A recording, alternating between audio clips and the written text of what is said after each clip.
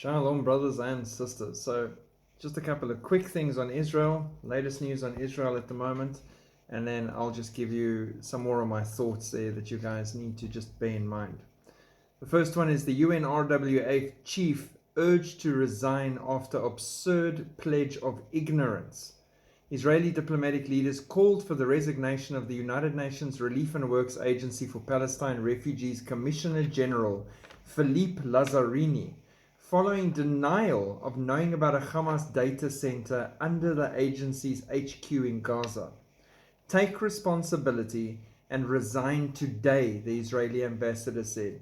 Every day we find more proof that in Gaza, the UN equals Hamas and vice versa.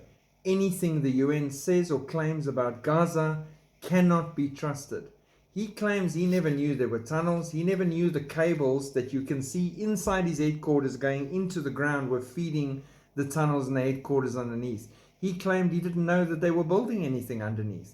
Yet the communities up in Judea and Samaria can feel the shaking and hear the drilling that they can't sleep at night from the terror tunnels being drilled and built to reach them.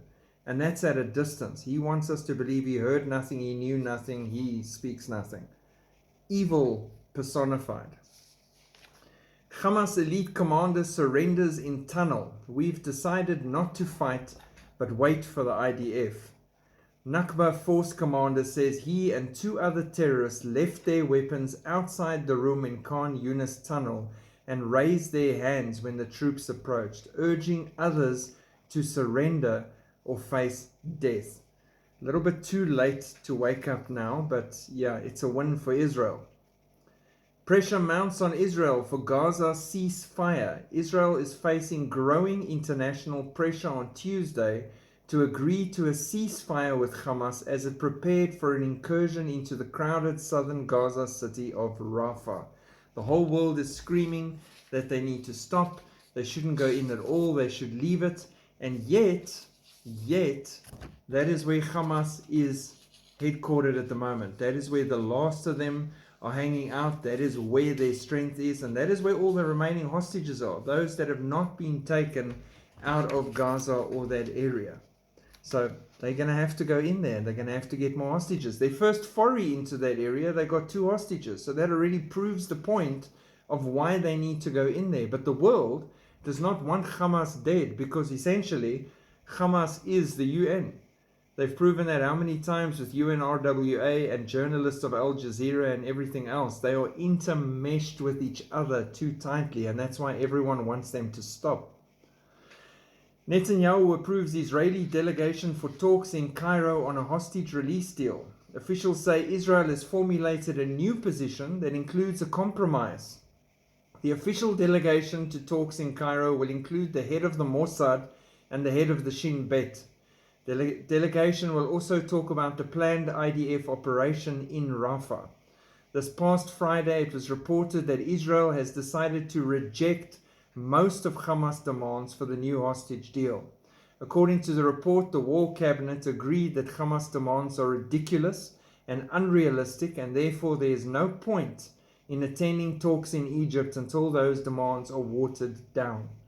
As a precondition for any arrangement, Hamas demands a complete halt to Israeli military activity in Gaza, including the airspace. So we're seeing a lot of pressure being brought to bear on Israel, a lot of tension. We've seen so-called allies like America saying we're not going to supply arms from Biden's side. There's calls from Europe to stop supply of any spares or anything for the F-35 fighters to Israel. They're trying to block Israel from fighting, trying to cut that Achilles tendon so she can't move forward. And Israel is starting to wake up to the point that she's on her own and she needs to act as such.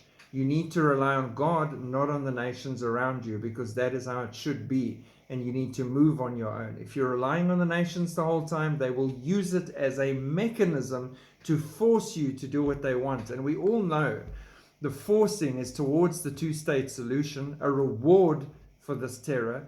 And the forcing is a reward to divide Jerusalem as well. And we know what the Bible says God is going to do to the nations that divide his land. This is what everybody keeps forgetting.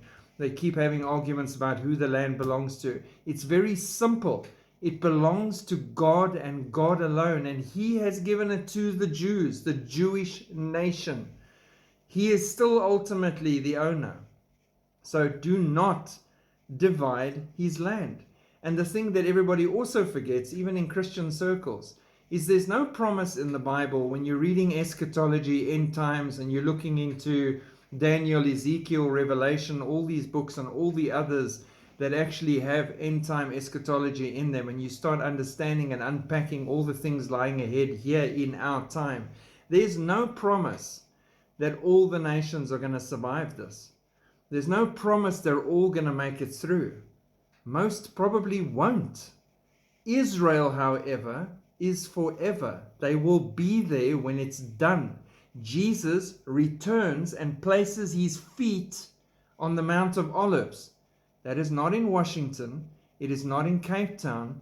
It is not in any place in Russia, China, or North Korea, or Australia, or the UK. It is in Israel, right outside the city of Jerusalem, which all belongs to God. Hence, they must go ahead and think and talk and scream about eradicating Israel and removing their name for all time and wiping them out. You're not fighting Israel. You're fighting God. And good luck with that. Pray for Israel. Pray for the peace of Jerusalem. Shalom.